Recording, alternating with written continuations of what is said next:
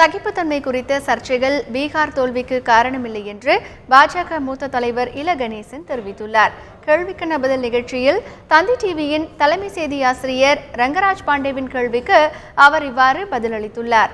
சகிப்புத்தன்மையற்ற பேச்சு, பசுவதை பற்றிய பேச்சு, இவர்கள் பசுக்கறி சாப்பிட விரும்புவர்களால் பாகிஸ்தான் செல்லுங்கள் என்பதுபடியான ஒரு இங்கு இருக்கக்கூடிய இஸ்லாமியர்களை மிக மோசமாக அச்சுறுத்தும் வகையிலான பேச்சு.